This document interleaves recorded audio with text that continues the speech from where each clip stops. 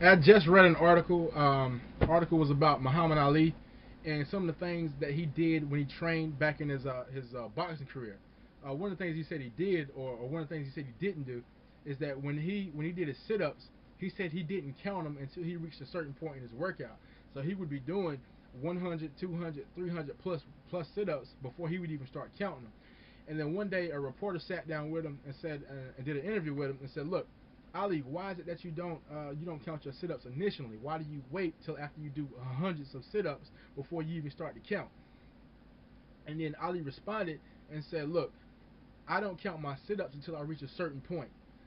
And that point is when I feel like my stomach is about to rip apart, when it feels like my abs are literally on fire, and when it feels like I have no more energy to lift my body up to do one more sit-up. That's when I start to count my sit-ups, because I know that's when it counts the most. When I'm able to push my body through that pain, push my body through all that struggle and that resistance, because I know that's what's going to give me the best results, what's going to get my body in the best physical condition, and what's going to make me perform the best when I step in the ring, when I'm able to push through that and grow through that pain, grow through that struggle. That's when it's going to count the most."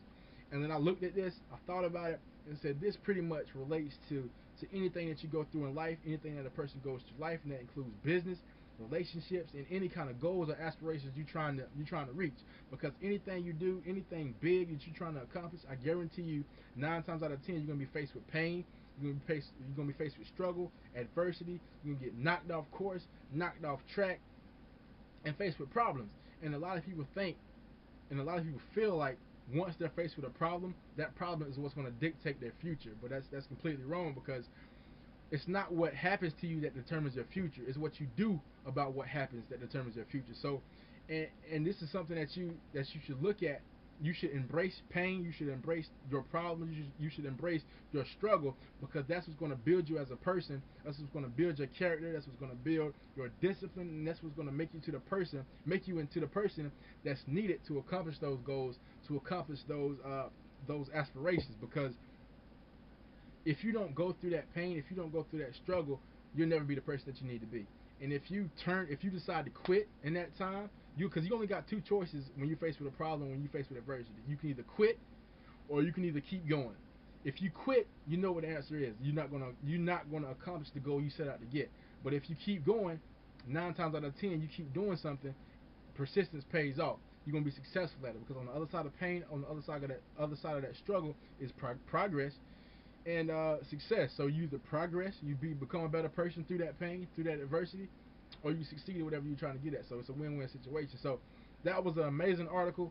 I wanted to share it because it shows that what happens when you're able to fight through that pain, fight through struggle, what can be accomplished. So if you're doing those sit-ups, don't count them until you start to feel like it, till you start to feel your stomach burning, because that's when it counts the most. So I wanted to share that article. Muhammad Ali was a great fighter, so had to share that. I hope it helped me. So appreciate it. It will be a killer and a chiller and a thriller when I get the gorilla in Manila. Ladies and gentlemen, this is Cassius Marcellus Clay. He's young, he's handsome. They know it. I can pound a drink of water and kill a dead tree. Don't mess with Muhammad Ali. I've done something special. I've wrestled with an alligator. I've tussled with a whale. I done handcuffed lightning, throw thunder in jail. I'm as confident as I say, and I'm better than I say I am. I'm a poet, I'm a prophet, I'm the resurrector, I'm the savior of the boxing world. If it wasn't for me, the game would be dead. Who would bet on flying paddles and beating me? Who would bet on Ernie Terrell beating me?